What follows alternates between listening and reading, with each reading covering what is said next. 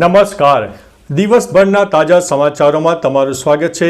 તમારી સાથે હું છું પિનલગીરી ગોસ્વામી. સમાચારો વિસ્તારથી જાણીએ એ પહેલા મહત્વના સમાચારો ઉપર એક નજર. અરવલ્લીથી મોટા સમાચાર સામે આવ્યા.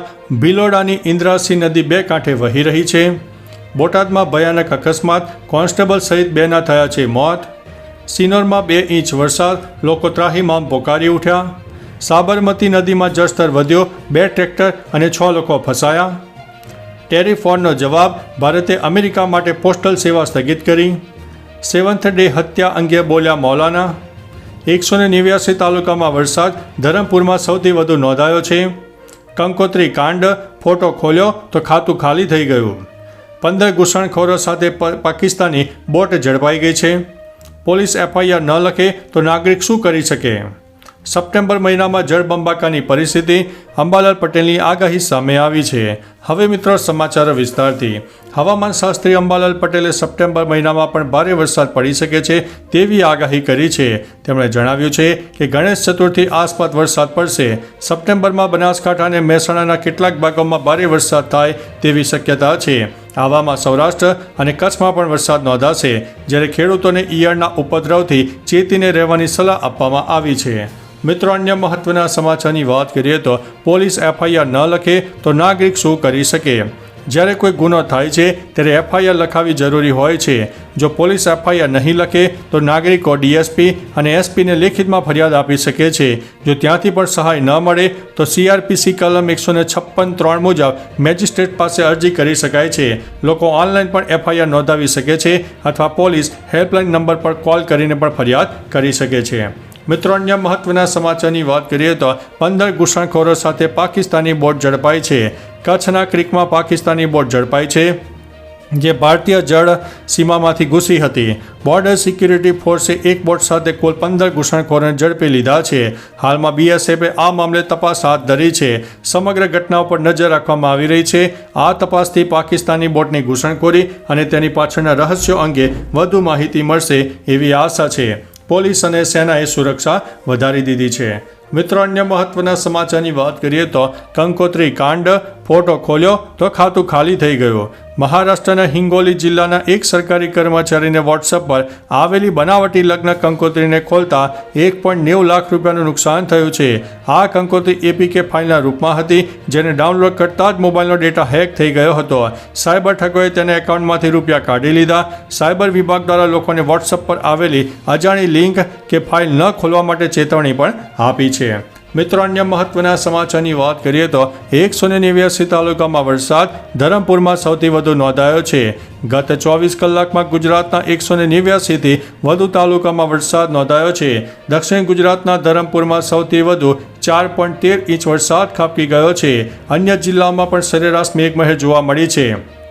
ભેસાણમાં 3.6 ઇંચ, પાડીમાં 3.5, વ્યારામાં 3.1, સોનગઢમાં 2.8, ખેરગામમાં 2.6, કુકાવાવ અને વડિયામાં 2.2, જૂનાગઢમાં 2 ઇંચ અને માંડવીમાં 1.8 ઇંચ વરસાદ નોંધાયો છે. મિત્રો, અન્ય મહત્વના સમાચારની વાત કરીએ તો સેવન્થ ડે હત્યા અંગે બોલ્યા મૌલાના. અમદાવાદની 7 ડે સ્કૂલમાં થયેલી સગીની હત્યા અંગે મુસ્લિમ મૌલાનાએ જણાવ્યું છે કે ઇસ્લામમાં હત્યા ખૂબ જ મોટો અપરાધ છે. મુફ્તીએ શાંતિ અને સલામતીના સંદેશ આપતા કહ્યું છે કે આવી ઘટનાઓ ઇસ્લામના સિદ્ધાંતોની વિરુદ્ધ છે. તેઓએ માતા પિતાને બાળકોના નૈતિક વિકાસ પર ધ્યાન આપવાની સલાહ આપી છે. મૃતક માટે દુઆ કરવામાં આવી છે. મિત્રો, અન્ય મહત્વના સમાચારની વાત કરીએ તો ટેરિફ વોરનો જવાબ, ભારતે અમેરિકા માટે પોસ્ટલ સેવા સ્થગિત કરી. ટ્રમ્પની ટેરિફ નીતિ બાદ ભારત સરકારે અમેરિકાની ટોડાસ પ્રકારની પોસ્ટલ વસ્તુઓની બુકિંગ 25 ઓગસ્ટથી અસ્થાયી રીતે સ્થગિત કરી દીધી છે. $100 સુધીના પત્રો, દસ્તાવેજો અને ભેટોને મુક્તિ આપવામાં આવી છે. આ પગલું અમેરિકાના 29 ઓગસ્ટથી $800 સુધીના માલ પર ડ્યુટી ફ્રી મુક્તિ પાછી ખેંચવાના એક્ઝિક્યુટિવ ઓર્ડર સામે જવાબ છે. મિત્રો, અન્ય મહત્વના સમાચારની વાત કરીએ તો સાબરમતી નદીમાં જળસ્તર વધ્યો, 2 ટ્રેક્ટર અને 6 લોકો ફસાયા. મહેસાણા જિલ્લાના વડનગર તાલુકાના વાગડી ગામ પાસે સાબરમતી નદીમાં ધરોઈ ડેમના 4 દરવાજા ખોલાતા પાણીની આવક વધી હતી. આ દરમિયાન સોબાસણ ગામના 2 ટ્રેક્ટર માટી ભરવા નદીમાં ગયા હતા અને 6 લોકો સહિત નદીમાં લોકો ફસાઈ ગયા. ખુશીની વાત છે કે તમામ લોકો વગાડી રામાપીર મંદિરના નજીક ડુંગર વિસ્તારમાં સુરક્ષિત રીતે પહોંચી ગયા હતા. મિત્રો અન્ય મહત્વના સમાચારની વાત કરીએ તો સિનોરમાં 2 ઇંચ વરસાદ, લોકો ત્રાહિમામ પોકારી ઉઠ્યા. વડોદરા જિલ્લાના સિનોર વિસ્તારમાં 2 ઇંચ જેટલો ધમાકેદાર વરસાદ વરસતા સિનોર અને સાદલી રોડ ઉપર પાણી ભરાઈ ગયા. ભારે વરસાદને કારણે રાહદારીઓ અને વાહન ચાલકોને મુશ્કેલીનો સામનો કરવો પડ્યો. લોકો જીવના જોખમે પાણીમાંથી પસાર થવા માટે મજબૂર બન્યા. વરસાદી પાણીના યોગ્ય નિકાલ અને વ્યવસ્થા ન હોવાને કારણે તંત્રની કાર્યક્ષમતા ઉપર સવાલો ઊભા થયા છે. મિત્રો અન્ય મહત્વના સમાચારની વાત કરીએ તો બોટાદમાં ભયાનક અકસ્માત, કોન્સ્ટેબલ સહિત 2ના થયા છે મોત. બોટાદ જિલ્લાના તાજપરમાં 2 બાઇક વચ્ચે ડિરેક્શન ટક્કર થતાં ભયાનક અકસ્માત સર્જાયો. ઘટનામાં પોલીસ કોન્સ્ટેબલ ધર્મેન્દ્રસિંહ ગોહિલ સહિત 2 લોકોનું ઘટના સ્થળે મોત થયું છે, જ્યારે એક વ્યક્તિ ગંભીર રીતે ઈજાગ્રસ્ત થયો છે. અકસ્માતથી આખા વિસ્તારમાં શોકની લાગણી વ્યાપી ગઈ છે. પોલીસ ઘટના સ્થળે પહોંચીને આગળની કાર્યવાહી હાથ ધરી છે.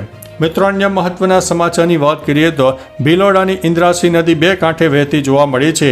અરવલ્લી જિલ્લાના ભિલોડાની ઇન્દ્રાસી નદીમાં નવા નીરની આવક થઈ છે. ઉપરવાસમાં સારો વરસાદ પડતા નદી 2 કાંઠે વહેતી થઈ છે.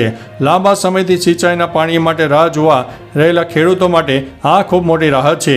ઇન્દ્રાસી નદીના પાણીથી ખેતરોમાં ચેતન ફૂંકાશે અને સુકાતા પાકોને જીવનદાન મળશે. સ્થાનિક ખેડૂત વર્ગમાં આનંદનો માહોલ પણ છવાયો છે. તો ચાલો મિત્રો, ફરીથી દેશ અને દુનિયાના સુપરફાસ્ટ સમાચાર લઈને મળતા રહીશો. ત્યાં સુધી અમને રજા આપશો. નમસ્તે.